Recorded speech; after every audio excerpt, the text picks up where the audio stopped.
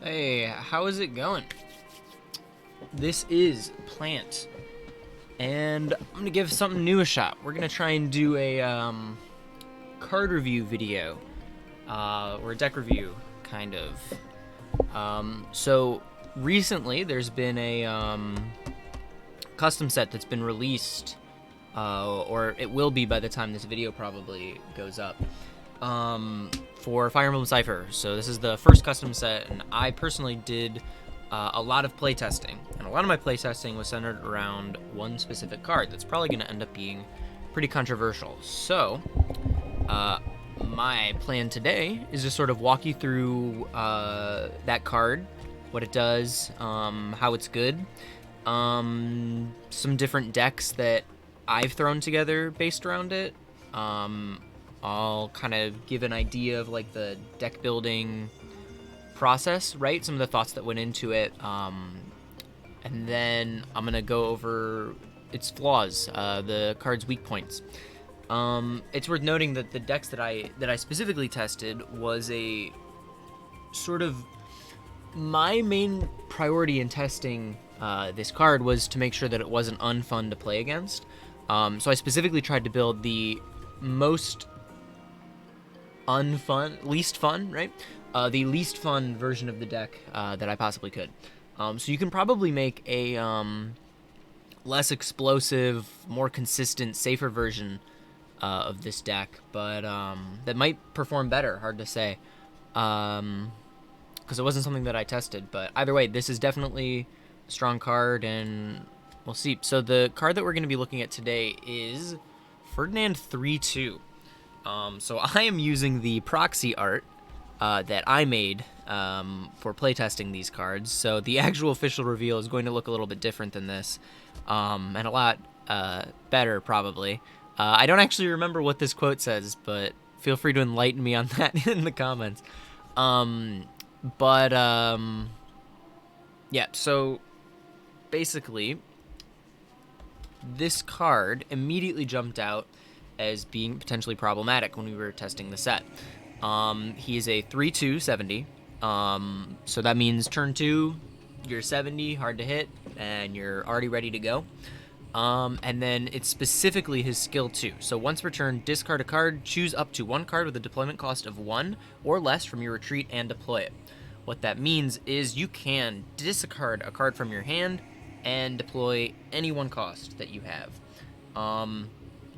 Immediately, what jumps to mind is Oboro. Oboro is the one cost card that you always have to kind of consider when you're balancing around what you're doing. Oboro is a super strong draw engine. Just for those who don't know, you can essentially, whenever this Oboro is moved, you can class change this one on top of it from your retreat, so you can have a 70 base pretty quickly, and you also draw a card for it. So essentially you turn all your white bonds into cards using Oboro. This version of the deck was a very early version, so this is the one that I started out with. I was just trying to build a deck around Oboro and the one cost spam. So let's see some of the other pieces of Ferdinand. So initially he had a one cost here that just, while in combat with a non-beast, he gained 10 attack. That got nerfed eventually. So these are going to be older versions of cards too. So the plugin has not, this is a separate plugin that has not been updated terribly reliably. Hard to say there. But yeah, so this one now is only during your turn. So basically he's an attacking 50. Pretty good.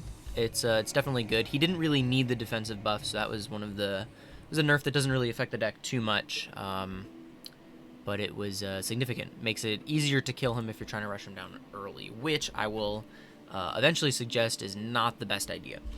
But essentially, so we can look at these skills here. Skill 1, Leadership by Example. Flip 1, when this unit's attack destroys an enemy, you may pay the cost. If you do, buff a 1 cost or lower by 20. So he can sort of let his weenies hit. That was kind of the synergy with this card. But generally, you're not really going to be using skill 1. There might be room to do that in a sort of less greedy build when you have maybe more bonds to spare. But for the deck that I've been playing, you don't really have room to spend bond flips on something like that. You'd rather be spending your bond flips on either Frederick or Yuri. So then the other card that's going to be a key piece to the strategy is the Ferdinand CP. This is a new crest power. So essentially this is sort of like a backup promo that's not too bad. Basically he's got, let's see, it's a turn 3, which is already pretty good. 5-3 is a pretty great stat line. With the 70, I mean, yeah, 10 sport's rough, but you don't really care too much in this deck because you're going to be hitting anyway. So essentially, skill 1, during your turn, this unit gains plus 10 attack for each of your cost 2 or lower units. That might have actually been changed. I'm not 100% sure. This card definitely received some changes to the first 2 skills.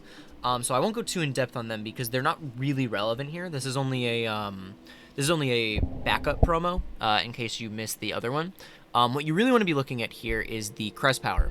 So you discard that card. If you control a leveled up Ferdinand, choose a card with a deployment cost of 2 or lower from your retreat and deploy them. That unit gains plus 20 until the end of the turn. That is huge. This is essentially where your tempo is going to come from. You can deploy a bunch of units, but you're going to have a hard time hitting without critting. That's what this does. This essentially allows you to hit a lot easier with your cards, and sort of build a very threatening board quickly too. So for example, this can deploy a Sothis from your retreat. This can deploy maybe a Takumi if you just want to hit. He'll swing for 60. That can be enough to hit sometimes. Yeah, there's a lot of options there. This is essentially a centerpiece of the deck. Funnily enough, in this early version of the deck, I was only running 2 of them, and I realized how strong this card was a little bit later. So the core of the deck, the cards that have stuck around, are going to be your white cards here, not Kaze, but your 1-cost archers. So you're going to run your Setsuna, Takumi, Karagi, and then all of your Oboros. The goal of the deck is to get your Oboro in the retreat, at least this one, as quickly as possible. And then you can start drawing cards off of the other Oboro. Essentially, so the synergy here between Oboro and Ferdinand and just like a crit engine is that what you can essentially do is look at the cards that you have in your hand, right? So here, let's pull up a deck here. So let's say I've got my MC ready, and we'll just drop a bunch of cards in the retreat. Boom. There we go. So let's say I've got my MC ready. Here we go. We're here. It's the start of my turn. I see that I have a Setsuna in the retreat. So what I can do is pitch the Marth, maybe. Pitch the Marth. Deploy Setsuna. I've got one in my hand. I can just crit with it. So you essentially, if you have cards in your hand, you will always have crits for your units. It is incredibly dangerous to give Ferdinand cards if you don't have a way to avoid your hits. So MCs that can avoid getting hit by crits, like that's a possibility. Like if you have like Alphonse or something, there's that. But the issue, or what makes Ferdinand so strong, is that he is incredibly quick to get set up. If you hit like a decent curve where you get an early Oboro, and you hit a turn 2 promo, you're going to be putting on a ton of pressure very, very early. So he can kind of just blow decks away by like turn 4, sometimes even as early as turn 3. I've won games on turn 2 before against like top decks. So it is very scary if everything lines up. That is one of his weaknesses, is that not everything lines up all the time. So that is essentially the risk of playing a very sort of greedy deck like I've sort of built. But essentially, so you will, because Ferdinand's skill requires you to discard a card, and because you're critting, you're going to be losing your hand very quickly. I had 5 cards in my hand before I made this play. I have 3 now, right? So you've got to be very careful about what you're doing with your cards, because otherwise you're going to run out pretty quickly. Basically, every card in your hand, you should be able to turn into a hit on your opponent's main character. What that means, essentially, is getting your Oboro early enough is going to be crucial, because Oboro is how you're going to refill your hand, draw your cards, and get more attacks on the field. In addition to just Oboro being a phenomenal card in this deck, If you're able to if you have an Obro in your hand, or if you have an Archer in your hand, you can discard, get the other one, and then Obro is going to have her skill that buffs her to an 80 base. So she's A, going to be very hard to clear, and B, going to be very threatening. Like, she will be able to hit your opponent's main character, especially if you get her out pretty early. 70 bridges are not safe. In the matchup against Obro, I haven't played too many games, but Ferdinand won every one of those games that I played against Obro. So if he gets what he needs, it doesn't really matter how good of an early game your opponent has. It needs to be a very, very good early game. Or they need to be able to survive Ferdinand's early game and move on to a late game, which is where Ferdinand will essentially lose. So some cards here, I'm actually going to move on to a different version of the deck. Let's just go right to the one that I've been playing. This one right here is the deck variant that I've been, that I kind of settled on. This is, I think, maybe not the best version of the deck. But if you're trying to win as fast as possible and aggro your opponent down, I think this is probably the most aggro ideal version of the deck that you're going to get. So we've now maxed out this Ferdinand CP. The 10 support is a little rough. You do have a lot of 10 supports in this deck. However, your game plan is going to be critting anyways. So more often than not, that 10 support isn't going to matter. And the potential value of being able to throw a, 60 base, or potentially 70 base with Korin, 70 base with Korin, 80 base with Rajat, or Sothis that can, activate off of Frederick, Ferdinand, Obro. That's going to be much more valuable than a potential missed hit early on in the game. Yeah, so essentially, let's see. So your support base is actually kind of all over the place, right? So you've got your 10 supports. However, you've got a very strong 40 support Archer line, which is one of the benefits you get of playing this white aggro build, right? Obro also 30 support. She can help fix your numbers a little bit.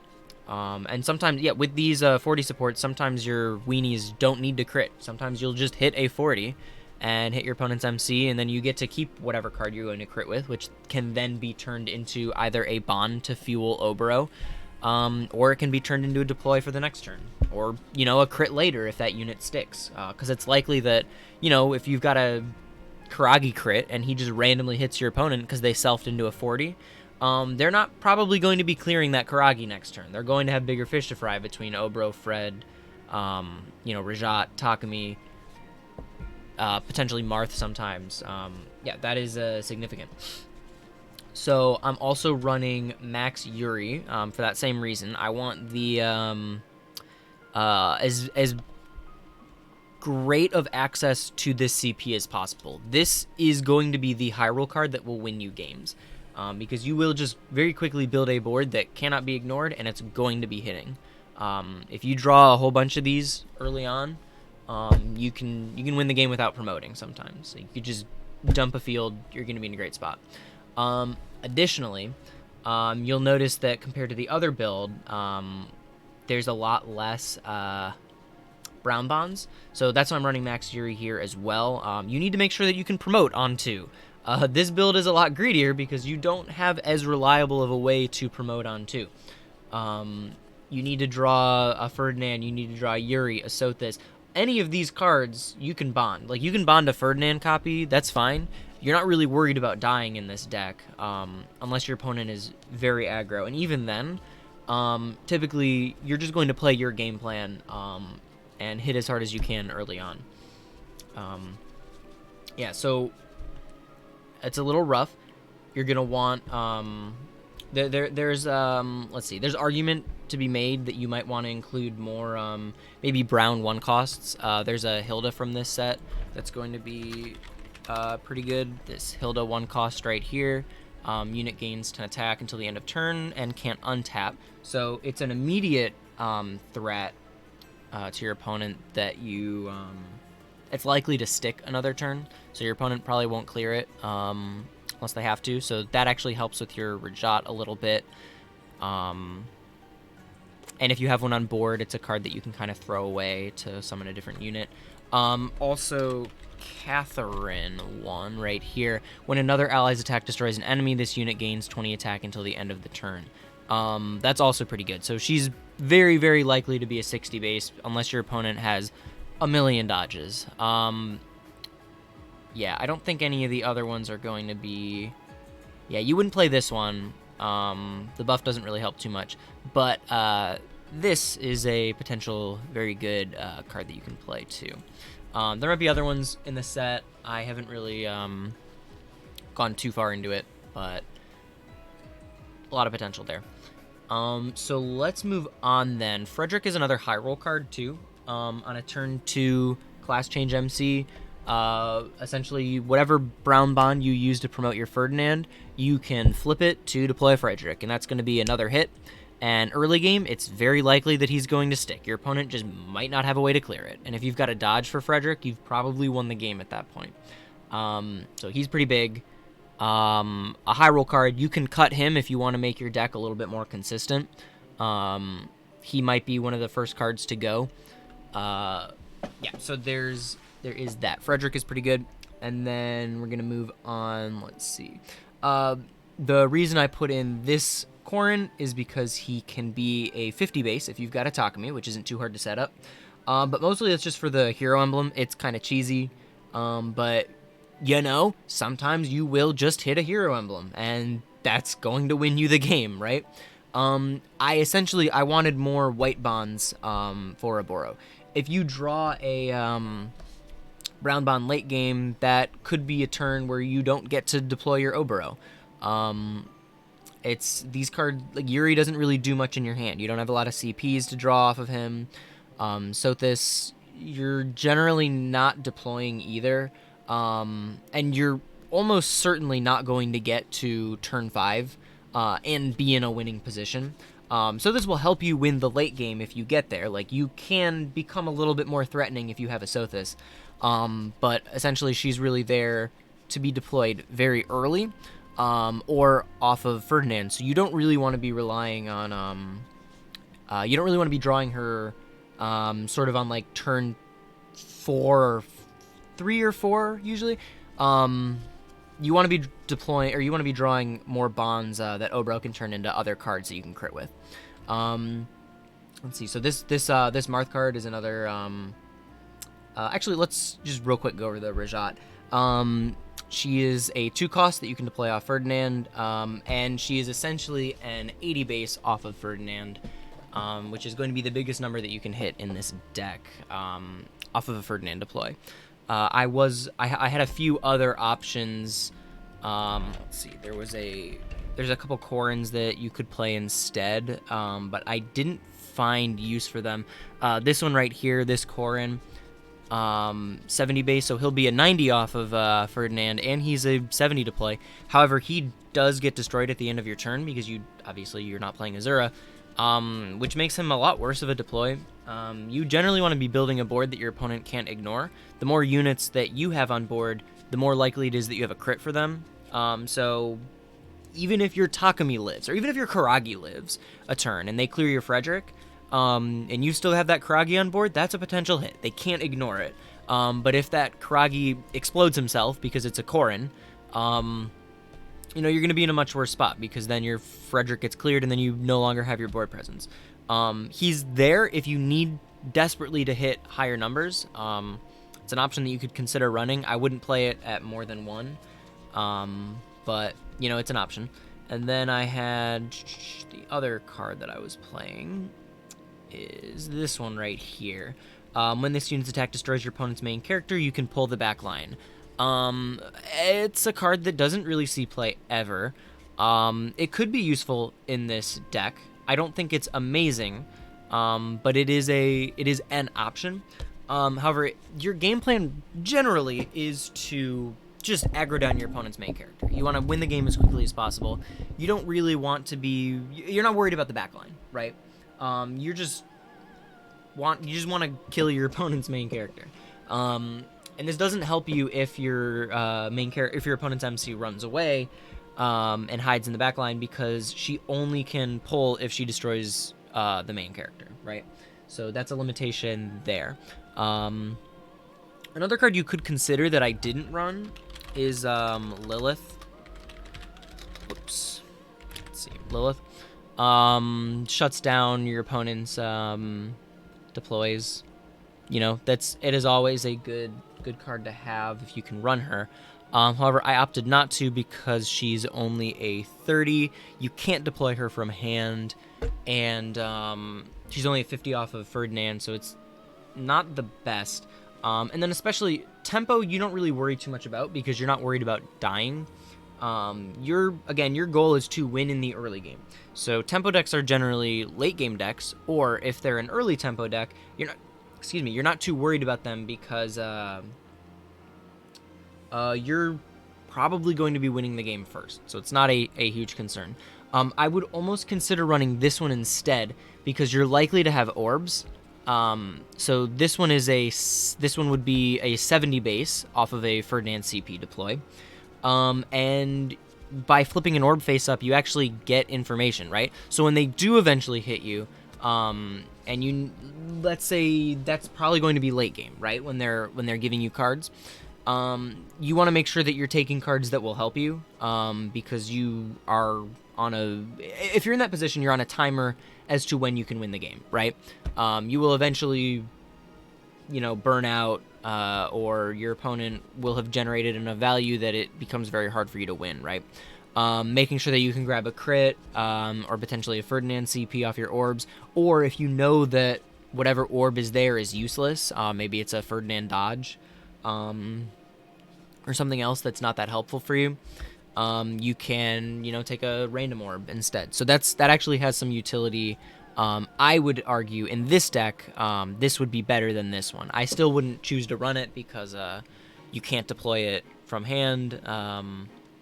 But yeah, it's not the worst. And just because you can't deploy it from hand doesn't mean it's bad either.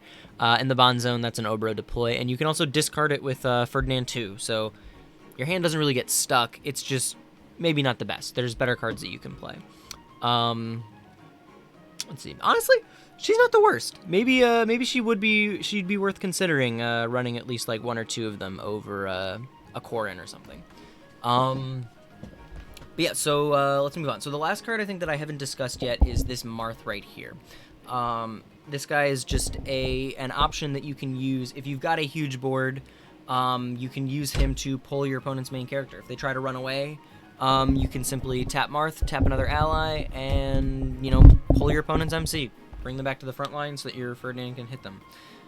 This is generally a card that you're not going to want to use if you don't have to. You definitely are in a worse position to do that because you actually, you tap Marth, you tap another unit, so that's two potential hits that you're not making. But if you're just trying to close out the game and you don't want to have to go through their board, or maybe you can't go through their board, Martha's a pretty good option. And worst case scenario, you can just pitch him to get a different card that'll actually hit. Not the end of the world. So what makes Ferdinand very good is that his skill 2, you can summon the unit that you discard. So if you've already milled this Obro, you can discard this one and bring it back to the field in the same turn. So essentially your high roll with this deck is going to be one of these two Obros in your retreat very early. And you can actually do that by deploying this Obro early in the backline. If you've got this guy lined up for turn 2, what you can do is just backline this Obro, and then if your opponent clears her, she's in the retreat, great, you can bring her back. And if she isn't, if she doesn't get cleared, you can still discard this one from your hand, and then, deploy a different unit that lets Obro hit 70. So that's sort of like your high roll turn 2. Is having Obro 1 on the board, or either of them in the discard actually works. The issue is just that if you need to discard this one off of Ferdinand's skill, she needs to already be in the retreat, the 1 cost. So the 1 cost needs to either be in the retreat or be on the board already. So an early Obro deploy is actually not the worst in this deck, because it's incredibly easy to bring her back. You do lose a card off of it, right? Because she's not hitting turn 1 going first. But yeah, it's not the end of the world. Your high roll play could just be backline the Obero, swing once with your main character Ferdinand, and then if you mill that Obero, the this one, then bam, you're already in business. That's a turn one Obero 4/3 that you can actually like just start attacking with. And if you don't mill the Obero, you just move her up anyway. So you're in a great position. So what you might have noticed from this deck is that there are a lot of cards that you might expect that are missing from one-cost aggro builds, especially white ones. So for example, Kaze, I'm not running. This card right here, when an ally crits, you may discard a card with a deployment cost of 1 instead of a copy of that unit. Huge for one-cost aggro decks. Very good card. And you also draw a card when someone's crit destroys an enemy. Huge. Also, female Corin 3/2. Let's see, where is she?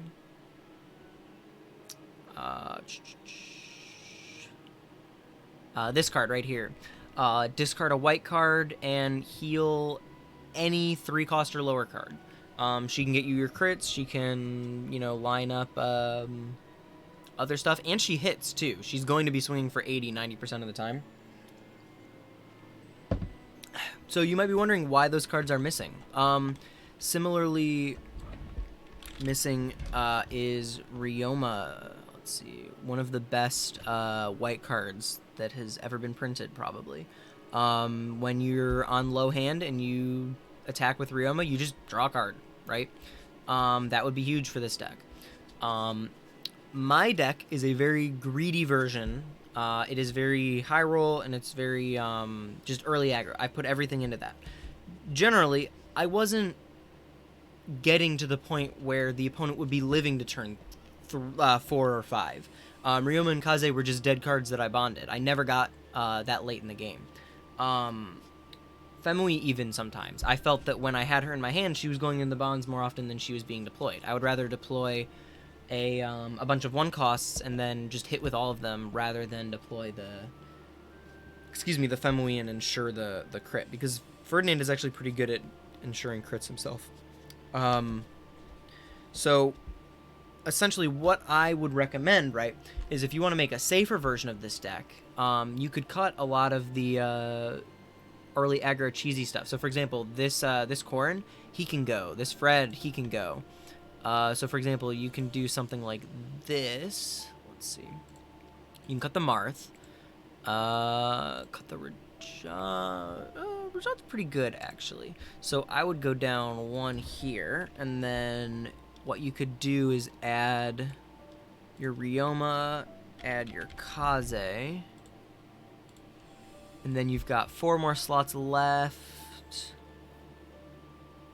Let's see. I would probably do something like a Lilith here. She gets a lot better when you're playing other ways to deploy her, such as Ryoma.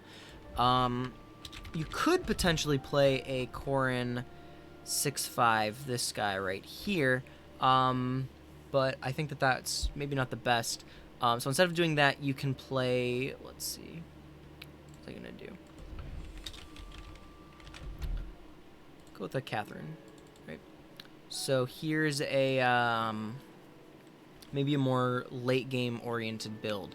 In this one, you don't need to just go super aggressive, deploying your whole hand and critting every turn.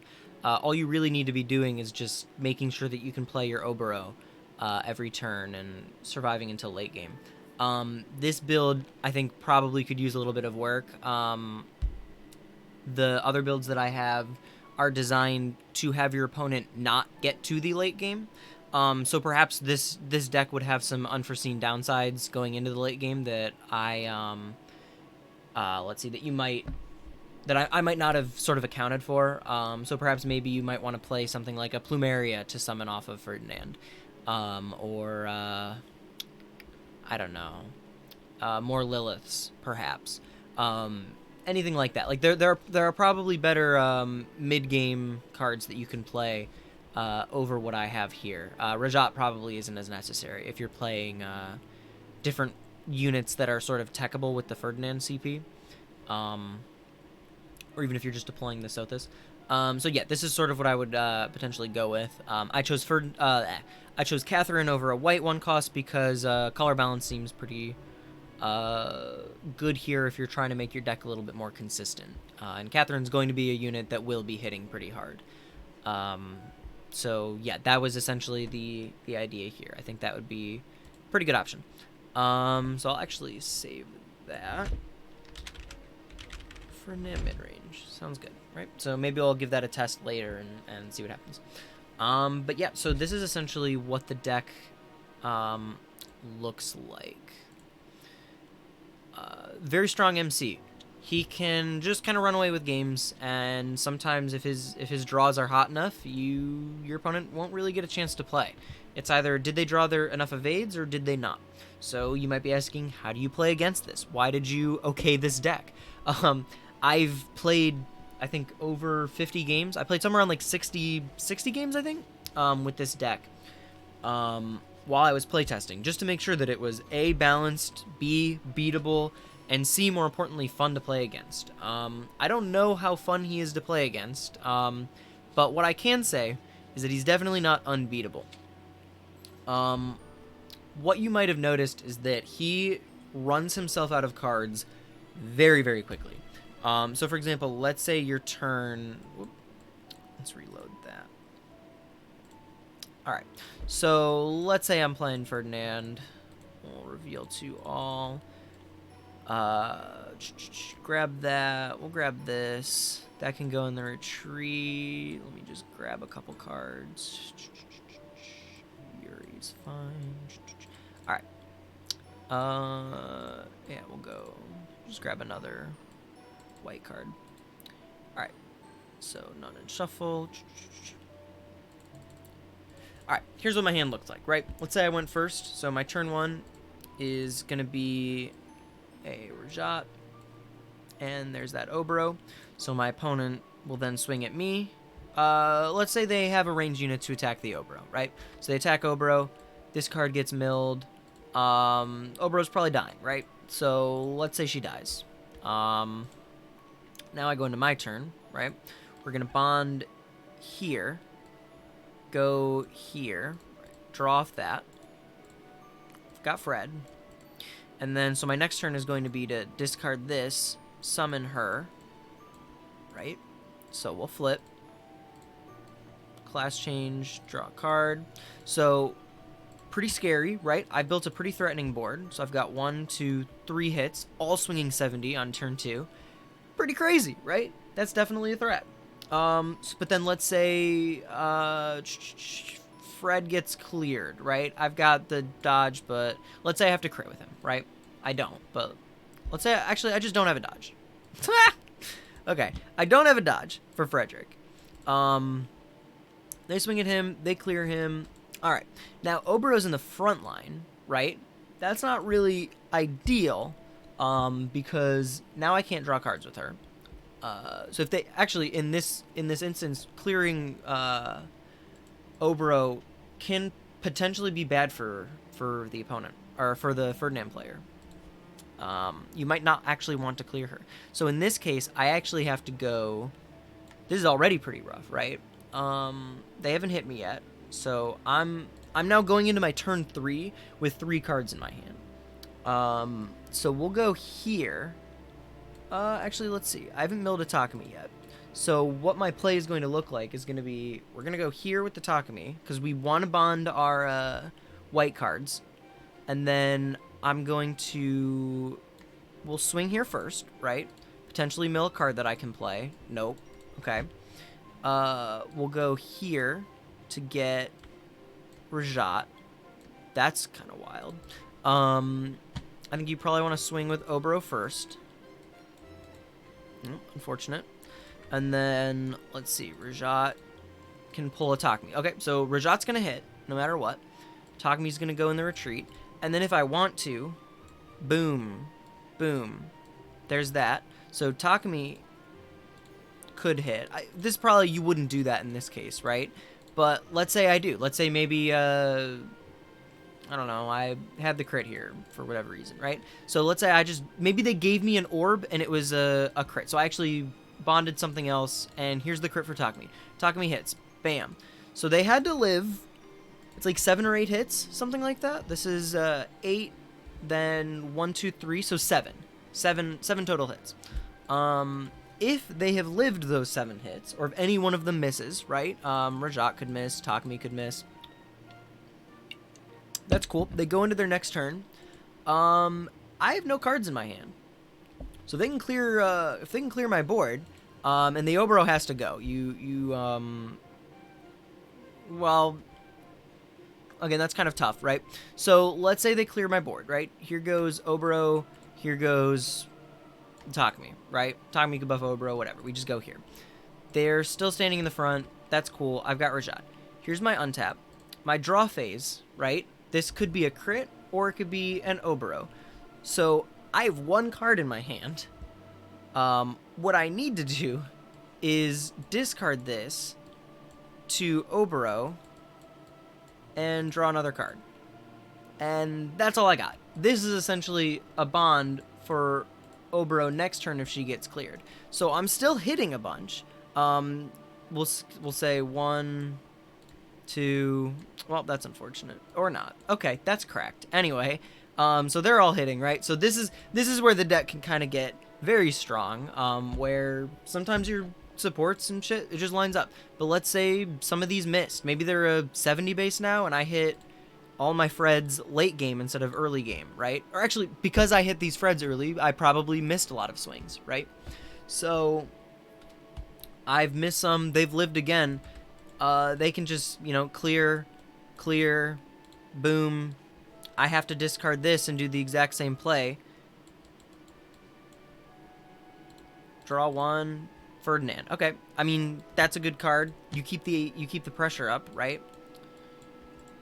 Maybe you would drop the Sothis at this point instead, but, eventually, right, you run out of gas. If your opponent at any point is able to, get to the back line, for example, if they can draw evades faster than you can hit them. So, for example, like a Nino in the back line that's going to be healing an evade every turn and running away and forcing me to clear board is essentially going to be going up 2 hits every turn, and I can only reliably get out 2 hits if I top deck a white card for Oboro. If I top deck a brown card at any point, Oboro's not coming back, and then I'm getting very far behind. So essentially, if they can live to the late game, you can, and if you can live to the late game and generate more value than Ferdinand can generate hits, it becomes a very easy matchup. I played against Penta. Penta played Roy, and when Penta did not hit me, which was most games, it basically depended on whether or not I drew pretty crazy in the opening few turns, as to whether I had a chance. Most games, I just ended up losing because Roy was just drawing too many cards every turn, and he was able to run away to the back line or clear the threatening units on my board. It's also worth noting that a turn where Oboro doesn't get cleared and stays in the front row with all the bonds flipped over is a turn where she's not drawing me a card, she's just hitting. So I'm not drawing a card off Oboro, I'm only going to be able to hit with her. Whether or not that's a good thing is kind of a toss-up, right? Like, getting that free hit could just be better. But yeah, also worth noting that there are a lot of late-game cards that kind of stop Ferdinand from functioning. So, for example, Golden Sigil, I think. Alphonse? Let's see. This guy right here. Yeah, so you can't be destroyed by 2 cost or lower. So the only units that can hit you are the Ferdinand, Oboro, Fred, and Yuri, which is unlikely. So like a backline Alphonse. This deck does not have a way to deal with that. You can't even... You literally cannot clear a backline Alphonse without, I think, Marth. And if you're using your Marth to tap 2 to pull Alphonse to potentially hit him, you're losing that game. Yeah, basically any backline value generation cards are going to be huge. Also worth noting, so if I went first in that game, right? So I was definitely in a big advantage. Going second against a MC that can bridge onto means that your weenies are likely going to miss unless they hit a good support. So that's also pretty bad. And if they're going first, they're also not getting cards in your retreat, which is pretty bad too. So now, speaking of retreat, the other way that you can really stop Ferdinand from functioning is to shuffle his retreat back in. If you can clear Oboro and then get rid of her, Ferdinand's not going to be drawing cards. He's going to be drawing, one card a turn, which likely isn't going to be anything good. It's going to probably be a shitty 1-cost that gets bonded right away, right?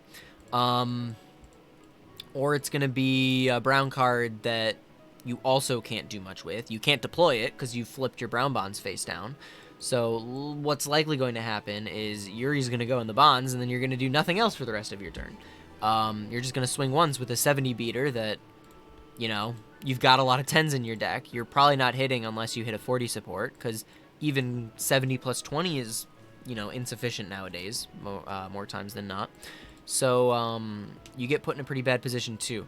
So a card that actually really causes Ferdinand problems is Rhea CP. Decks that can use Rhea CP, or maybe decks that just have a good enough draw engine that they can find a Rhea CP when they need it. If you clear Oboro and then hit a Rhea, Ferdinand will probably not be able to recover from that. He can discard the Oboros, but as you've seen, unless you're giving him orbs, right? Unless you're giving him orbs, yeah, and this would be awful, right? Unless you're giving him orbs, you're not going to be... he's not going to have a hand, right? If you're not giving him orbs, he won't have a hand, which means it's very unlikely that he's going to have the Oboro to discard, right? You've got to play your Rhea smart, but there's no disruption, there's no hand disruption in this deck, right? There's no Henry, there's no Delthea, nothing like that. So if you have a Rhea, you just drop it when it's the right time. Worth noting that you do have to be careful, because with a crazy hand of CPs, Ferdinand can get, upwards of like 6 hits per turn.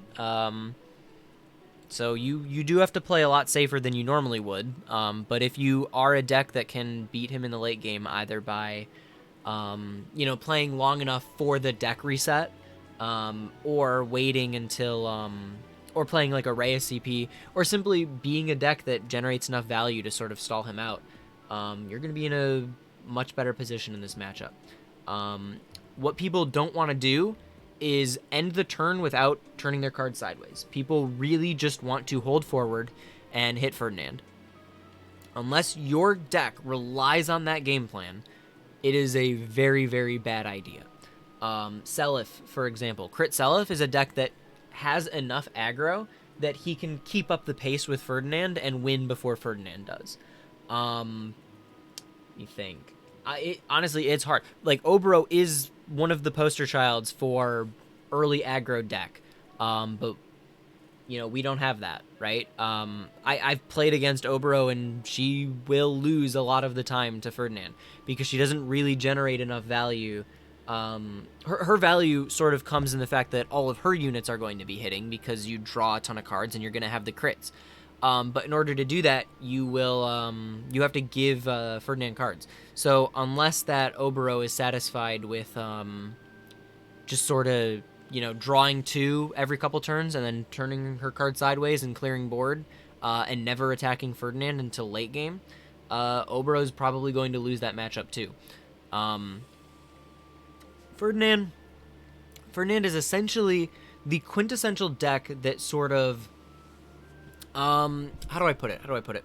If there's like a pyramid, and at the very top, it is the deck that makes other decks play its game plan, Ferdinand is right up there with Crit Seliph.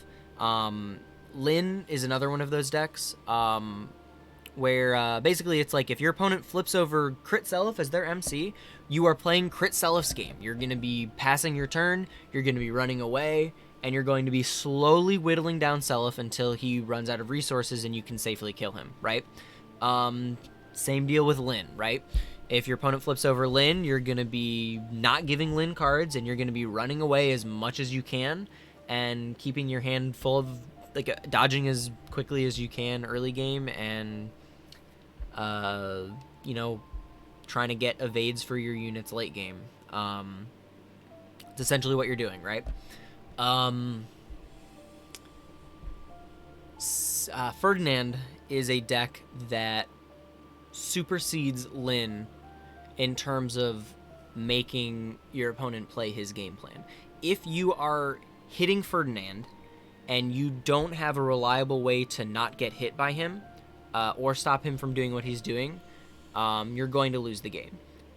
Because you cannot give him cards, because every card you give him is going to be a hit against you. Like if I get a Karagi from my orbs and there's a Karagi in my retreat, I'm discarding my top deck to play that Karagi and I'm critting you. That's a hit, right? So you've got to be very careful about giving him orbs. Also worth noting, another card that actually causes him a lot of problems is Lilith, right?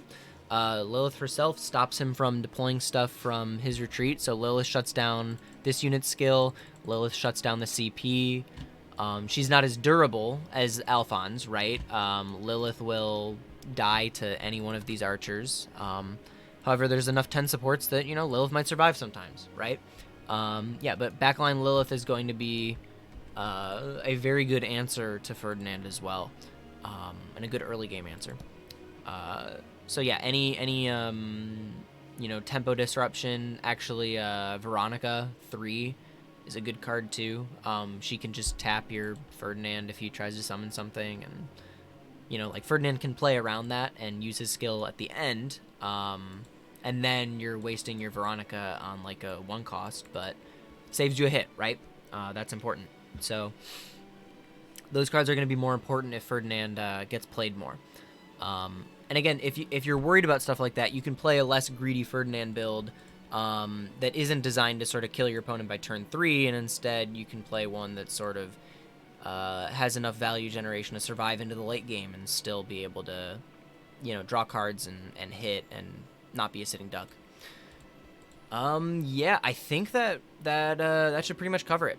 Some other considerations. So this is the deck profile that I made. But there's tons of other synergies that you can use. He's any 1 cost or lower unit, right? So you can use, I don't know, I think Avil is a card that works with that.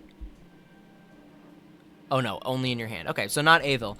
But for example, you could use Keats, the purple Keats that hit 60, and then play Garrick, who can just summon a bunch of 1 costs too. Like you can play decks like that can sort of make your units hit. I felt that those would be less problematic than this deck, so I never bothered testing it, any of the other variants of Ferdinand, because I felt that this one was going to be the A, better version, and B, more problematic one. But I'm sure those builds are also pretty strong. Ferdinand is just a good MC. Notably, I cut the Byleth 5/4 CP because this is a super aggro deck, so you're not really worried about using it defensively. Like, you don't need a defensive buff, because if you're getting, you actually want to get hit more often than not, because that gives you gas that you can use to kill your opponent. So that card becomes a lot worse. If you want to play a late game build, that's a card that you can add back, right? I think there's a lot of stuff that you can do with this card. I don't know every 1 cost, right? I'm sure there are a ton of 1 costs that you could look at and find something exciting to play with this Ferdinand card. But yeah, this is the build that I made. This is the sort of deck profile for that, and hopefully this has helped sort of give people who are interested in playing Ferdinand an idea of what a very good deck looks like, and those who are, maybe this is like a little bit later on, those who are tired of losing to it or don't have fun against it, hopefully this has helped you kind of get an idea of where the holes in the armor are, where you can really sort of get through and kill him. TLDR, play Vero 3, play Rhea CP. Those cards should be incredibly strong against a Ferdinand deck. But yeah, I think that should just about do it. So thank you guys for watching. More videos like this to come. I plan on doing a full set review and a lot of other, card reviews too. I think this was a pretty enjoyable video, and there's a lot of other stuff on my, on my table that I want to make videos on. So, yep. Hopefully you enjoy. Keep an eye out for the plant art pack. And, yep, thanks for watching, and see you soon.